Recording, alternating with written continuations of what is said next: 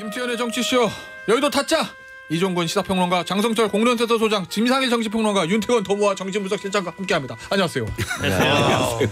랩을 요새 랩을 많이 합니다. 제가 이 여론조사 얘기하면 너무 길어요. 예, 다 해야 돼. 예, 그 얄리얄리 알라성 같은 건데 해야 됩니다. 저기 오늘은 무슨 얘기부터 해볼 거냐면 저 방금 전 이준석 저 개혁신당 공동대표와 인터뷰 들으셨겠지만 그 얘기를 좀 받아서 해보도록 하겠습니다. 그리고 참고로 말씀드리면 이준석 대표의 특성이 인터뷰 끝나면 안 갑니다.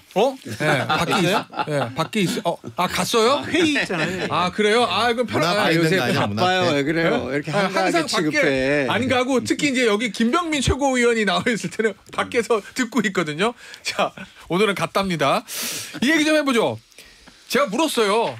어디로 당신 갈 거냐. 비례는 쉽지 않고 6개 정도 보고 있다. 지금 이렇게 얘기를 하던데 현실적으로 윤 타짜한테 이준석 대표가 물어봤어요. 나 어디 가야 돼요? 그럼 어디 가라고 그러겠어요? 저 두 가지 이야기 해주고 싶은데요. 이 대표가 전 그런 이야기를 많이 안 했으면 좋겠어요. 6개를 보고 있다. 뭐 5개를 보고 있다. 별로 안 좋아요. 왜요? 그냥 신중하게 검토하고 있다. 이 정도면 되는 거지. 뭐 당에서 잘 협의하겠다. 너무 늦지 않게 하겠다라면 되는 거지. 뭐 6개 이런 숫자를 말하는 이게 사실 합당 전에도 뭐 언제까지 몇 명. 출마할 사람 뭐 45명 뭐 이런 이야기 그렇게 좋지 않거든요. 그거 그렇고 그다음 두 번째 지역에 대해서는 일단 대구는 아니다. 대구 왜요? 당선 가능성 지금 이 당의 구성과 지향과 뭐 이런 걸 종합적으로 볼 때 3자 구도를 형성할 수 있는 곳으로 가야지. 대구에 가면은 국민의힘 후보하고 맞대결이 되는 거지 않습니까? 1대1 구도가 되는 거지 않습니까? 그렇죠. 그건 당선 가능성뿐만 아니라 전략적인 파괴력 면에서도 떨어지고 이준석이라는 존재를 그냥 반윤석열 원툴로 국한시키는 것밖에 안 된다고 봐요. 그러니까 수도권이어야 하고 지금 수도권 거의 민주당 지역이잖아요. 맞아요. 사실. 그중에서 민주당이 강세인데 민주당 후보가 조금 약하고 혹은 좀 내분이 일어날 수 있는 곳 찾아가야 된다. 쪽을 선택하면은 아마 지도하고 데이터를 놓고 보면은 아까 이 대표가 말한 것처럼 대여섯 군데가 떠오를 거예요. 그중에서 또 자기하고 뭐 꼬투리 하나라도 이렇게 엮어서 좀 인연이 있을 수 있는 거 찾아야 되지 않을까요? 자, 이 네 타짜 중에서 이 대표하고 개인적인 친분이 가장 그래도 많은 장타짜 맞잖아요. 장타짜가 뭐한테 형 나 어디 가야 돼? 그럼 뭐라고 그럴래요? 비례대표 가라고 계속 얘기했어. 그럴 줄 알았어 내가. 왜요? 현실적으로 지역구에서 제3정당 그리고 이준석 대표라는 정치적인 역량을 가진 사람이라도 당선되기가 쉬워 보이지 않는다. 현실적으로. 이번에 배지를 못 달면 2027년도까지 정치적인 영향력, 역량 이런 것들을 제대로 발휘할 수 있을까? 그래서 어떤 뭐 지역구, 뭐 어떤 명분, 어떠한 뭐 다른 구도 이런 것들 판단보다는 최우선적으로 배지를 다는데 올인을 했으면 좋겠다. 그래야 정치를 할 수 있다. 2달 욕 먹더라도 4년이 편하게 낫다 뭐 이런 그러니까 6월 전에 배지 단 분과 6월 후에 배지 못 단 분의 위상 차이는 어마어마하거든요. 그래서 정치를 할 거면 배지를 달아라. 그렇게 말씀드려요. 근데 이 타짜 앞서 이 대표도 얘기했지만 지금 상황은 비례대표 쉽지 않다고 했거든요. 지금 개혁신당 측의 전 의원, 현 의원이 다 이제 지역구 쪽으로 가고 그리고 비례대표는 신인들한테 준다. 일단은 좀 그렇게 비슷하게 가는 것 같은데. 그렇게 잡은 건 난 잘했다고 생각을 해요. 왜냐하면 이낙연 대표도 그렇게 얘기는 했거든요. 다 모였을 때 가장 싸움이 일어날 것이 비례 순번이에요. 1번, 그렇죠? 2번, 3번. 지역구보다 비례 순번 갖고 각 그 제 4개의 어떤 그런 그 모임들이 전부 다 박 터지게 싸울 건데 여기 있는 사람들이 먼저 순번을 하면 그럼 그 다음부터 바로 파토가 나거든요. 그러니까 아예 우리 모두 다 지역구 가고 우리가 밀 사람들을 서로 조정해보자. 이건 당연한 수순 같고 나는 권한다면 이 세 분이랑 전혀 다른 내가 오늘은 완전히 이상주의자가 될 것 같은데 달서 가야 된다. 달서? 왜 그러냐면 이걸 기능적이거나 그러니까 기술자로 보여요. 지금 대표는 이준석 대표는 달서가면 기술자가 아니에요? 아니죠. 꿈이죠. 어떤 예를 들어서 지금 윤타짜처럼 서울로 간다 그러면 왜 또 말이 안 되냐면 그럼 노원은 왜 버렸는데? 노원은 계속 그걸 사수하고 노원 간다고 지금까지 했던 사람이 노원 얘기가 없다가 또 다시 뭐 저기 강북 쪽에 어디를 또 내가 기능적으로 할 수 있어서 간다 이러면 노원과의 어떤 이유가 매치가 안 되잖아요. 차라리 노원까지 거기 왜 가냐 이런다는 얘기구나. 그렇게 되죠. 달서 얘기는 뭐냐면 박근혜 대통령의 고향이에요. 어차피 이 사람이 대표가 된 게 대구에서 승부를 걸었기 때문에 당대표가 됐다고 생각을 하거든. 이번에 달서가 됐냐 안 됐냐가 중요한 게 아니라 꿈을 가져라 제발. 뭘 할 때 내가 어떤 꿈과 스토리를 가져서 행보를 보이게 만들어야 이준석이라는 정치인의 또 다른 면이 난 보충이 된다고 생각하는데 언제나 6개 어디 내가 이번에 돼야지 이런 행보로 보인다. 알겠습니다. 자 잠깐 지금 재밌는 장면이 있었어요. 원래 이제 김타짜가 얘기할 순서인데 그 김타짜한테 내가 먼저 할게라고 지금 손짓을 보냈습니다. 중요한 얘기가 나올 것 같아 느낌에 장타짜. 제가 이제 이준석 대표나 개혁신당에 참여하고 있는 전형직 의원들에게 지역구 출마보다는 비례대표 가라라고 계속 얘기하는 이유가 뭐냐면 어쨌든 당선 가능성입니다. 현실적으로 수도권이나 어떠한 영남 호남 지역에서 제3신당의 후보자가 지역구 의원을 배출할 수 있다라고 생각하는 것은 저 과거의 정치 문법으로 해석을 해봐도 안 될 것 같아요. 근데 우리가 개혁신당에 기대를 걸고 있는 모습이 뭐냐면 영호남 지역주의 그다음에 뭐 윤석열 이재명 이런 분들에게 휩싸인 그런 정당들 제3정당이 좀 나타나서 정치력을 발휘해서 대화 타협 조정이라는 정치의 본론으로 좀 정치권을 이끌어갔으면 좋겠다는 건데 지금 우리가 기대하고 지지하는 분들은 다 지역구 나가서 극단적으로 얘기하면 다 떨어져요. 그리고 영입한 우리가 잘 모르는 어떤 전문가들 와가지고 개혁신당 의원이라고 비례대표 배지를 달고 6월 달부터 의정활동을 해요. 붕업이 안 된다는 거죠? 무슨 의미가 있을까요? 알겠어요. 자 우리 김상일 김타짜한테는요. 이낙연 대표 물어볼게요. 이낙연 대표는 어디로 가야 돼요? 이낙연 대표는 뭐 가시면 광주를 최우선 고려하시겠다 본인도 얘기했고 주변에서 광주에서 정면 돌파를 해야 된다. 왜냐하면 진보 진영의 큰 축이 그리고 진보가 아니어도 합리적인 개혁의 큰 축이 호남 세력이에요. 그 세력을 하나의 세력으로 묶어내는 역할을 해주셔야만 제3당이 잘 될 수 있다라는 측면에서 이제 그런 권유들을 주변에서 많이 하는 걸로 저는 전해 듣고 있고요. 본인도 그렇게 좀 약간 생각이 바뀌어 가시는 것 같고 이준석 대표는 저는 본인은 지역구를 나가겠다는 그 결기가 변하면 안 돼요. 변하면 안 되는데 그러나 선배들은 이준석이라는 정치인을 아껴야 된다는 저는 생각이 드는 거예요. 그 선배라는 뭐는 이낙연 대표죠. 조홍천 의원, 이원 의원 다. 저는 뭐 대표적으로는 이낙연 대표라고 생각하는데 이낙연 대표가 이준석 대표에게 비례를 가라. 오히려 길을 열어줘라. 길을 열어주는 거지. 그러면 선배답고 그리고 아주 훌륭한 제안입니다. 그리고 본인은 많이 두 사람이 혹시 사전 논의가 있었어요 이 부분에 대해서? 네, 제가 얘기를 해줬죠. 그리고 제가 다른 프로에서 이거를 이미 제안을 한 거를 맞은편에 앉아서 들었어요. 들었는데 그리고 이준석 대표는 선택지가 열리니까 여기에서 그럼에도 불구하고 비례는 안 가면 뭐 그 결기를 더 강화시키는 거고 비례를 가면 뭐 또 선배의 어떤 배려를 안아서 자기를 또 성숙시킬 수 있는. 왜냐하면 사실은 이준석 대표가 나는 뛰어난 제목이라고 생각하지만 제가 좀 안 좋아하는 부분들이 몇 군데 있어요. 그런 부분은 저는 개선되기를 바라거든요. 근데 선배들이 이렇게 배려를 해줌으로써 그런 부분이 성찰되고 성숙할 수 있다고 봐요. 알겠습니다. 제가 이게 지금 예를 들어서 이종근, 장성철 두 분의 이제 재연이 극과 극이잖아요. 그러네. 네. 저는 이제 전략이라는 거는 뭐 옳고 그르고는 없다고 보는 입장이에요. 늘 말씀드렸지만은 뭐 번트를 대든지 강공을 하든지 그건 결과로밖에 판단할 수밖에 없어요. 근데 그게 과정 우리가 평가를 할 수 있거든요. 제가 이렇게 생각해요. 이 대표가 뭐 비례로 나갈 수도 있는데 이것은 그걸 조금 투명하고 설득하고 하는 식으로 가야지. 아까 제가 말씀드린 것처럼 뭐 5개, 6개 본다 하다가 말 뉘앙스도 약간 바뀌었단 말이에요. 안 한다고 하다가 쉽지는 않다라는 식으로 바뀌어가지고 이런 식으로 뭐 애매하게 해가지고 어느 날 갑자기 결심했습니다. 라고 하면 그건 정말 안 좋아요. 알겠습니다. 어떤 걸 구현하든지 조금 투명하고 지금도 합당 과정에서 보면은 뭐 뒤에 우리가 이야기할지 모르겠지만은 갈등들이 있는 게 나머지 세 세력은 어쨌든 하겠다라고 했잖아요. 저는 이 대표도 하겠다로 봤는데 그 중간에 뭐 우리가 보수의 노화의 방주가 되겠다, 보수 정당이 되겠다 이런 이야기를 해가지고 혼란이 온 거지 않습니까? 이제는 어떤 선택을 하든지 간에 혼란을 가지면 안 된다. 그건 제가 분명히 말씀드릴 수 있어요. 제가 조금만 제 얘기를 첨언하면 이낙연 대표가 광주를 가시잖아요. 전국 지원 유세를 커버할 사람이 없어요.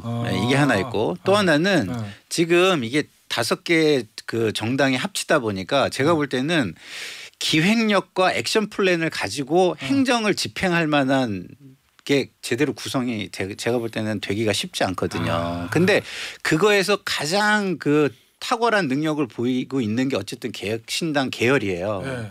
그러면은 그쪽에서 그런 부분을 당 사무에서 기획 부분을 잡고 가는 것도 저는 괜찮은 아이디어라고 보는 거죠. 개인적으로는 조금만 화학적 결합이 완벽하게 이루어졌다는 걸 전제로 해서 이야기한다면 김상현 평론가나 혹은 우리 장세철 소장 얘기에 동의하는데 지금은 협상 단계다. 만약에 비례로 간다고 한다면 사실 이준석 대표가 챙겨줘야 될 사람 엄청 많은데 그 카드를 내밀 수가 없어요. 그러니까 그 사람들을 챙겨줘야 되려면 어느 정도는 챙겨줘야 되려면 내가 비례를 하지 않고 지역구를 떠나야 챙겨주는 순간 당 망해요. 뭘 해요.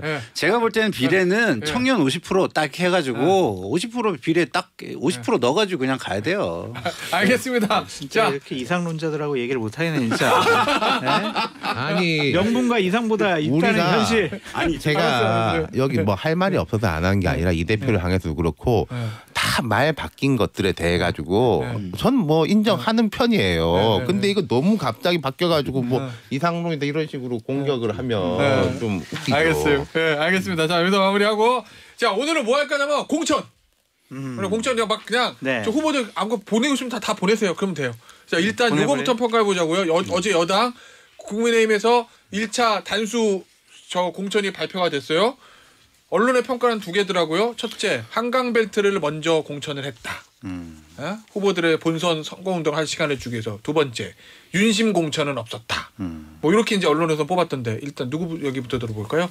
우리 윤타짜부터 한번 해볼까요? 장점과 단점이 다 보였던 것 같아요. 그러니까 얼마 전부터 보면 대통령실의 분위기가 뭐 이런 이야기가 맞나 모르겠는데 김건희 여사 건을 제외하고는 뭐 당이 뭐 좀 알아서 그렇게 뭐 그런 느낌을 받았는데 그 공천에서도 그랬고 어제 공천에서 눈에 확 띈 게 이제 석동현 처장의 이제 컷오프 같은 거 이제 눈에 띄어가지고 그게 이제 강점이라면 강점. 앞으로도 공천이 이 당이 중심을 가지고 이 공관위에서 재량권을 가지고 하겠구나라는 게 보인 게 하나가 강점이고 단점은 강서 지역 같은데 이렇게 쭉 보면은 정말 사람 없구나.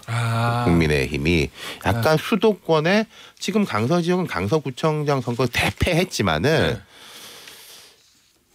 지역에 따라서 한강벨트도 걸쳐져 있기도 하고 개혁신당이 뭐 그쪽에 뭐 남평호 이런 분도 출마할 것 같고 하면은 3대 구도로 해볼 만한 되거든요. 뭐 어떻게 이제 힘들지만 싸워 볼 만한 데인데 거기에 대해 배치되는 그 자원이 뭐랄까 이제 물론 그분들도 열심히 하시겠지만은 외형적인 이렇게 그레이드가 좀 떨어지는 게 있고 그걸 또 어쩔 수 없이 단수 공천을 해가지고 힘든 거 알지만은 빨리 이제 후보 달아줄 테니까 나가서 뭐 싸워봐라 인 거잖아요. 경기권도 그런 데가 많을 거예요. 알겠습니다. 광고 듣고 3부에서 나머지 공천 얘기해보죠. 시간 많아요 오늘. 크리스티나님께서 크리스티나요 이분 아니시겠죠? 죄송합니다. 이상한 성대모사를 했는데 크리스티나님 죄송합니다. 맹구 목소리가 나왔어. 크리스티나 성대모사 하려고 그랬는데 타짜 시간 기다리다 눈이 빠질 것 같아요 하셨습니다. 눈 빠지시면 안 되니까 커피 드릴게요. 자 우리 장타짜. 저는 어제 발표된 것보다 발표되지 않은 곳에 좀 주목을 했습니다. 어디죠? 종로. 종로. 네, 최재형 현역 의원이 있잖아요. 거기를 왜 발표 안 했을까라는 좀 생각이 들었고. 야, 그 얘기는 물갈이 대상이다 이런 느낌이에요? 그렇죠. 뭔가 고민을 한다라는 뉘앙스를 준 거잖아요. 근데 거기에 같이 공천시청한 분이 그렇게 유명한 분들은 아닌 것 같아요. 임면희, 손석기 이런 분들인데 저도 이분들 뭐 하는 분들이지라는 좀 생각이 들거든요. 이유한 위원장 그러면? 아니 모르겠어요. 그러니까 이유한 위원도 지옥 안 간다는 얘기도 있던데. 그러니까 최재형 현재 의원이 별로 마음에 안 들어 이러한 신호를 준 것이 아니냐라는 좀 생각이 들고 서초울, 강남을, 강남병 여기도 발표 안 했어요. 강남 가수공천.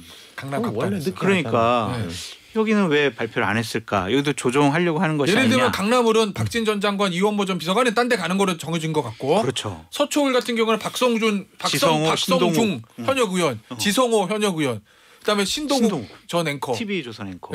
이거 어떻게 조정할까 그 고민이 있는 것 같고 영등포울도 그래요. 박민식 보훈처 장관하고 박용찬 전 MBC 앵커 이 두 분들 어떻게 조정을 할까. 발표 안 한 곳이 저는 더 관심이 가더라고요. 또 강동갑에 전주의 윤희석 이 두 분도 어떻게 정리하나 그것도 궁금합니다.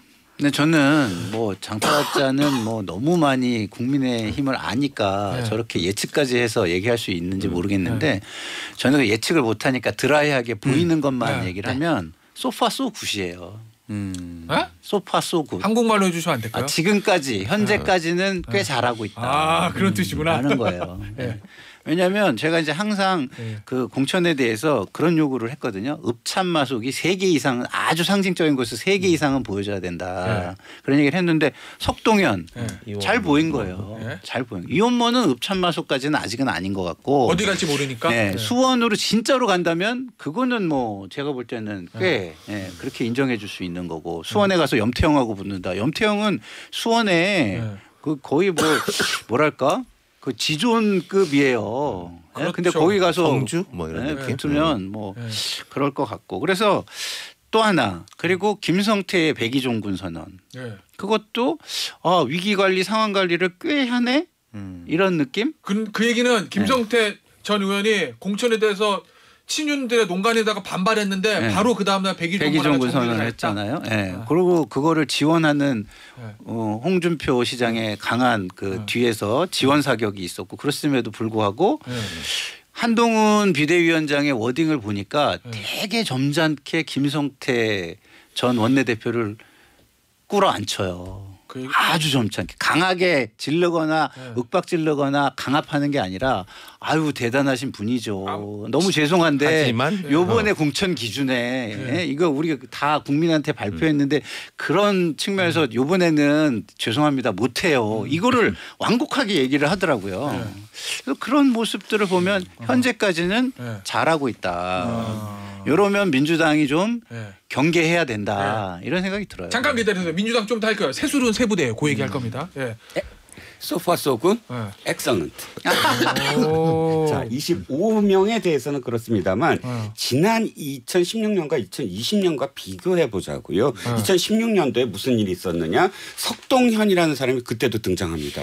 부산 사하갑이에요. 그때 누굴 꽂아내렸냐면 그러니까 사하을이에요. 참 조경태 단수공천 줬어요. 석동현 그때 나와갖고 불복한다고 난리가 났습니다. 그때 조경태 의원이 민주당에서 탈당하고 왔을 때예요. 그런데 그 조경태 부산지검장만 그런 거 아니에요. 석동현 부산지검장. 석동현 부산지검장만 그런 게 아니라 그 2016년도에 2월 달부터 3월 달까지의 기사를 전부 다 제목 보시면 뭐 당사 앞에서 전부 다 머리띠 두르고 단수공천 발표할 때마다 완전히 뭐 모든 사람들이 전부 다 나서서 한마디씩 해요. 맞아요. 그때 그랬어. 2020년도 역시 마찬가지예요. 그런데 어저께 끝난 다음에 SNS 보세요. 전부 다 받아들이겠다. 석동현 지검장도 바로 받아들이겠다부터 시작을 해서 뭐 그 앞에 불복하는 사람 없잖아요. 일단 3가지예요. 그러니까 첫 번째가 없다. 3가지가 없는 게 경선 불복 장면이 없다. 25명까지는 어쨌든 그래서 어려운 거 뒤로 미룬 것도 정치력이에요. 내가 보기에는 뭐 쉽다고 생각하지만 이 지역에 쉽지 않은 것도 많았거든요. 25명 중에는. 그리고 두 번째는 어쨌든 윤석열 사단이 내리꽂는다라는 그런 부분도 사실 25명 중에는 안 보였다. 세 번째 한동훈의 사천. 한동훈이 마음대로 한다. 이런 얘기가 사실 2016년도 2020년도에 왜 그랬냐면 공관위원장과 당대표가 자기 마음대로 한다 하면서 들이박았거든요. 이한 공관위원장과 김영호 공관위원장. 한동훈 역시 한동훈의 어떤 자기의 사적인 생각으로 한 게 안 보인다. 이 현재까지는 세 가지가 안 보였다라는 겁니다. 알겠습니다. 자, 근데 앞으로 또 남아 있잖아요. 예?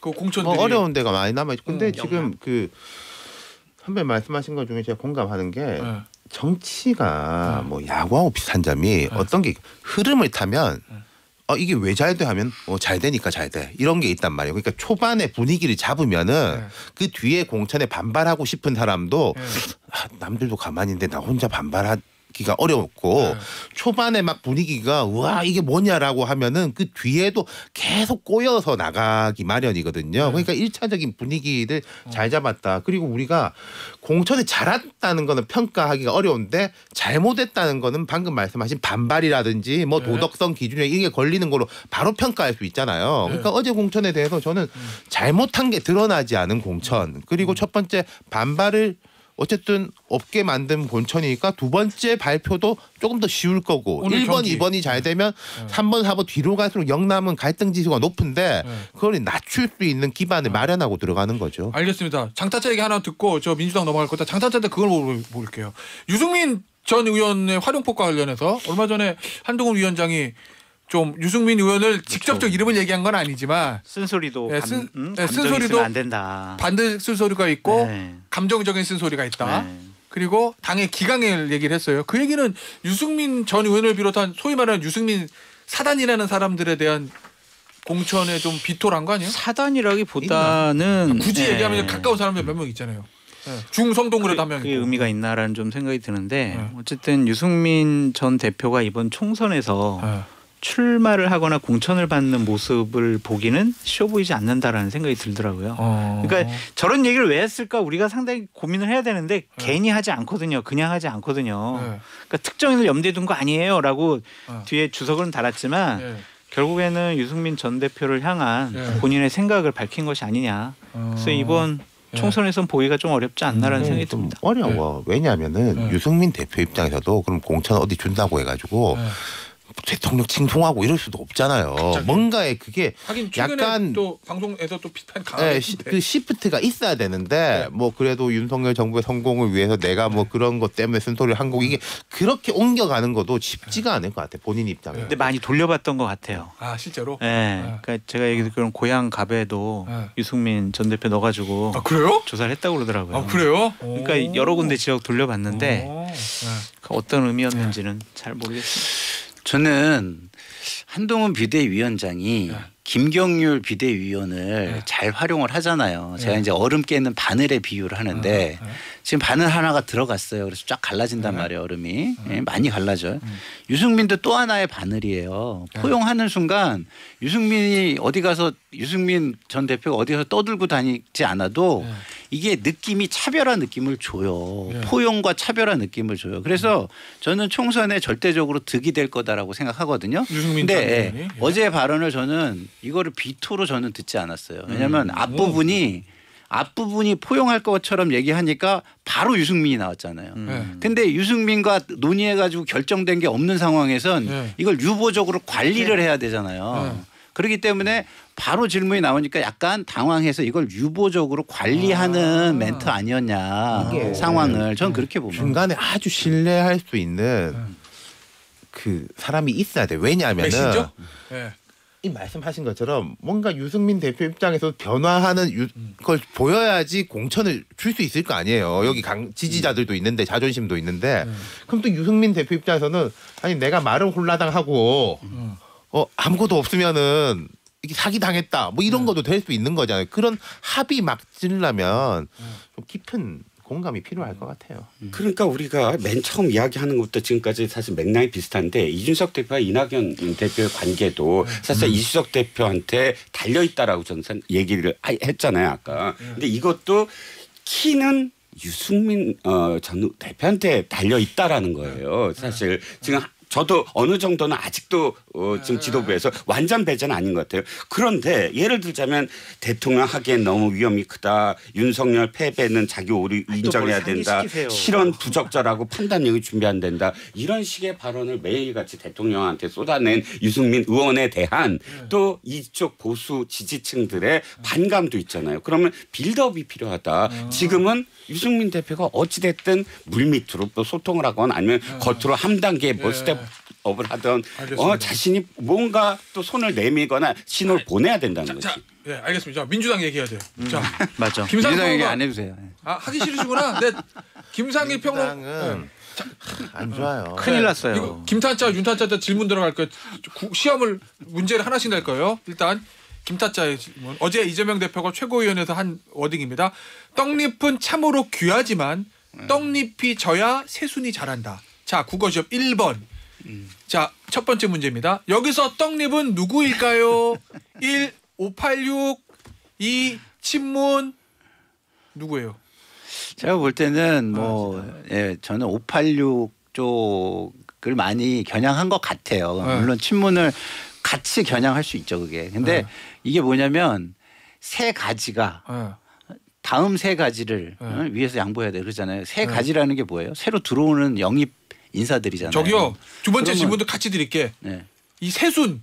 이 세순은 누구일까요? 그러니까요. 1. 그래서 친명 원외 조직 2. 전문가 그룹. 그러니까요. 그래서 이게 김대중 대통령 때나 과거에 586 영입을 그룹으로 해요. 전문가도 그룹으로 해요. 그러니까 그때 왔던 당신들이 그런 어떤 하나의 혜택을 받아서 왔으니 하나의 그룹으로 왔잖아요. 영입이. 그러니까 그룹으로 내가 할 테니까 당신들이 이제는 좀 나가는 게 맞지 않냐. 저는 그렇게 들렸어요. 저한테는. 그러니까 586에 더 비중이 가 있다. 물론 친문에게도 이 메시지가 가겠지만 586에 더 가 있다라는 느낌이 저는 개인적으로는 좀 더 들었고요. 그럼 누구를 채워요? 세순은 누구예요? 세순. 세순은 이제 지금 단적으로 드러났잖아요. 김남근 저는 지지하지 않습니다. 인재근 그 의원의 말이 딱 저는 상징적이라고 보거든요. 김남근 저는 지지하지 않습니다. 그러니까 김남근처럼 이재명 대표와 함께 호흡을 했던 사람들이 들어올 것이다라는 느낌이 확 드는 거죠.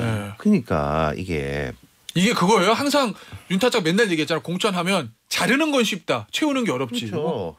지금 그러니까 예를 들어서 17대 국회 때 108명의 초선이 있을 때는 그때는 386들이 새롭고 또 그때는 이제 총학생회장 출신 경력이 괜찮은 거였고 386이라는 게 컴퓨터를 갖다 붙인 거잖아요. 이미지 자체 좋았어. 그럼 지금 이제 국민의힘에서도 586 몰아내자고 하는 판에 국민적이 이게 꽤 있단 말이에요. 그럼 이제 어떤 해력을 선보일까인데 지금 보는 사람이 이제 영입했다라고 뭐 충청도에서 어디에서 하는 사람이 알고 보면은 뭐 지난번에 뭐 했던 사람 이 대표 주위에 뭐 있던 사람 식이니까 그거를 저도 586에 대해서 부정적인 면이 좀 꽤 있지만은 아니 그래도 저 사람보다는 저 형님이 낫지 않나? 제 생각이 유권자들이 크게 다르지 않을 거예요. 그런 식으로 되면은 그리고 민주당이 선거 상황이 제가 볼 때 그렇게 좋다고 볼 수가 없어요. 그렇게 여유 있게 아직은 좋아요. 아직은 그렇게 여유 있게 막 이렇게 할 상황이 아니고 그리고 3지대의 정당이 제가 전에도 한번 말씀드렸지만 어디를 갉아먹느냐 흔들리는 쪽을 갉아먹어요. 여가야가 아니라 연하야가 아니라 흔들리는 쪽을 갉아먹는데 그것도 지금 이제 민주당이 흔들리더라도 최소한 국민의힘은 안 가잖아라고 자신했을 건데 3지대라는 그릇 개혁신당이란 그릇은 갈 수도 있거든. 이해가 안 되는 면이 저는 민주당이 가장 안타까운 지점이 뭐냐면 이거예요. 충분히 교체가 될 수 있는 타이밍이야. 왜냐하면 민주당이 원래 호남 세력과 그다음에 운동권 세력과 영남 일부 세력의 연합체였거든요. 그리고 언제나 서로 견제를 하고. 근데 이번에 그 세 세력이 모두 다 중심점이 없어요. 구심점이. 그러니까 새로운 세력으로 사실은 바뀌어야 돼. 정당들 바뀌어야 돼요. 그런데 지금 뭐가 문제냐면 캐치프레이즈가 뚜렷하지가 않다는 거예요.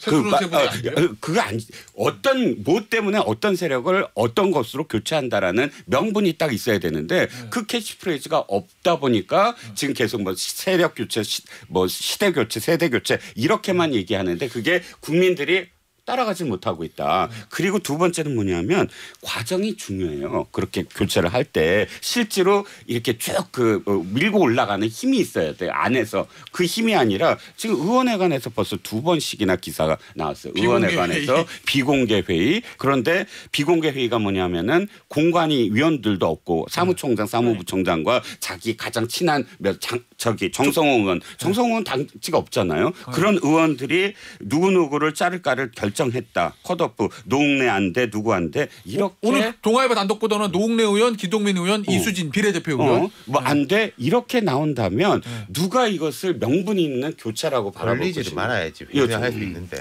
그러니까 저는 이런 거예요. 지금 이재명 대표가 윤석열 대통령을 너무 믿는다.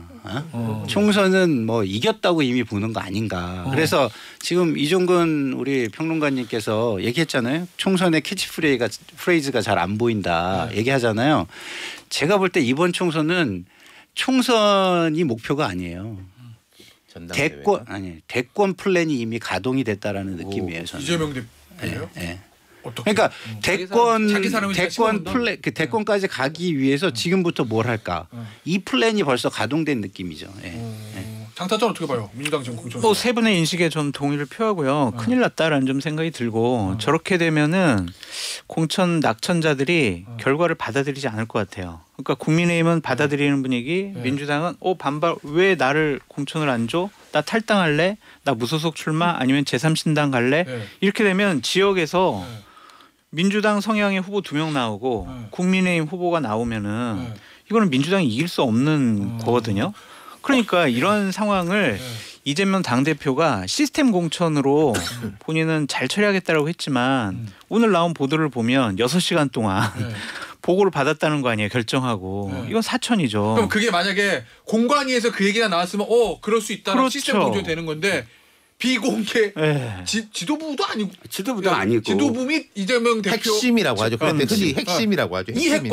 이핵관 회의가 의원회관에서 있었는데 거기서 얘기가 나왔으니까 문제가 되는 거구나. 당대표가 비공식적으로 공천에 알려지지 않고 들키지 않게 개입하는 경우는 있지만 이렇게 노골적으로 공천에 개입하는 모습 보이는 건 처음 봐요. 그러니까 저는요. 이 상황이 제가 되게 답답한 게 제가 이재명 대표한테 애정이 없는 게 아니거든요. 근데 애정을 가지고 얘기를 하면 저는 이런 말씀을 드리고 싶은 거예요. 이재명 당대표는요. 민심의 바다에 제물로 본인을 던져야 돼요. 네? 감동. 네? 감동하죠. 그럴 생각이 없는 것 같아요. 그렇죠. 그리고 정말 이게 감동 있는 공천. 본인이 먼저 내려놓음으로써 모든 거를 벗어 던지고 부담을 덜고 정말 총선 그리고 국민을 위한 공천. 이거를 보여주면은 본인이 민심의 바다에 제물로 던져지는 거예요. 그러면 총선에서 만약에 승리한다. 그러면 그 민심의 바다에서 민심이 그 물 바깥으로 다시 이재명을 부활시켜 주는 거예요. 지금 그 민주당이 시작도 안 한 게요. 이 지역구 공천뿐만 아니라 비례 저기 용해인 의원하고 그쪽 그거 정말 장난 아닐 거예요. 그거 어떻게 정리할 것 같아요, 진짜. 그러니까 거기 또 이제 뭐 조선일보, 중앙일보에도 한 말이 크게 틀린 말도 아닌데 거기에 우리가 이제 조정자 역할을 한다라고 나선 분들의 면면이 민주당보다도 훨씬 왼쪽에 진보당보다도 더 왼쪽에 있는 분들인데 거기에 대한 민주당이 보증을 서는 격이 될 거란 말이에요. 그거 어떻게 감당할지 모르겠네. 알겠습니다. 자, 마지막 아이템은 요거 잠깐 짧게 짚어보죠. 이거 2타짜리게 물어봐야 되겠다. 대통령 해외 순방 갑자기 안 하기로 한 거잖아요. 네. 이거 이유는 뭐라고 보세요? 아니 저는 굉장히 지금 대통령실이 드디어 정무 감각이 발동되기 시작했다. 그래요? 지금까지 정무 감각에 대해서는 늘 나도 비판적이었거든요. 그리고 진짜 총선 앞두고 있잖아요. 총선 앞두고 있는데 마이너스 요인들은 제거해야죠. 대통령실에서. 대통령 해외 순방 마이너스요? 지금 저 순간부터 완전 마이너스예요. 부산 엑스포 실패부터. 그러니까 어떤 것도 난 그 직전까지는 안보라든지 뭐 여러 가지 어떤 칭찬을 해왔는데 일단 총선 직전까지 그 리스크 관리를 한다. 정무적인 감각 돋보인다. 저는 두 가지만 잘못했죠. 4일 앞두고 하면 욕먹어서 싼데. 외교적으로는 그렇죠. 전례니까. 국빈 초청을 했는데. 가서 욕먹는 것보다 이게 작을 거다. 가면은 말하자면 10대 맞는데 안 가면 한 네. 두세 대 맞는다. 그리고 네. 하나 더 말씀드리자면 좀 빨리 하지. 제가 생각할 때 이게 가닥이 잡혔던 걸로 알고 네. 있는데 네. 굳이 4일 전에 할 필요가 있나? 아 저는 이거에 대해서 할 얘기가 많았는데 너무 짧게 시간을 주셔가지고 하세요. 네, 이거는 안 해? 네, 나 알고 이거예요. 민, 한, 여. 네. 민생. 네. 민생이 되게 안 좋아요. 네. 근데 대통령이 해외 너무 많이 나가서 예산도 너무 많이 썼는데 네. 성과는 잘 안 보여요. 그래서 국민들은 대통령이 가끔 내한을 하는 느낌이에요. 그게 안 좋잖아요. 그것 때문에 안 했다. 한동훈. 한동훈이 지금 굉장히 눈에 보이는데 네. 여기에 대통령이 보이면 지금 총선에 별로 좋지 않다. 네. 여사. 여사가 보이면 안 된다. 이 세 가지라고 봐요. 그리고 당장할 수 있었는데. 오늘 중앙일보 보도지만은 여기 안 간 대신에 광주 간다. 아 그것도 되게 정치적으로 똑똑해. 그러니까 지금 이제 이재명 대표가 부산 가서 한 행보에 대해서 비난했잖아요. 저는 야당 대표 입장에 충분히 비판할 수 있다고 봐요. 대통령이 권력 써가지고 여당 선거 도와주냐. 근데 지금 대통령은 그 비판받는 게 굳이 나쁘지 않을 거야. 흔히 쪽지 예산 따왔다라고 보도에 비판 보도 나면 동네에서는 좋잖아요. 그리고 강기정 시장이 어제 결정적으로 왜 우리는 안 오냐고 그래요? 와달라고 해서 독일 안 가고 광주 갈게. 훨씬 낫다. 자 장타짜 짧게 할 얘기 없어요? 잘하셨어요. 판단 잘하셨어요. 아 그래요? 네.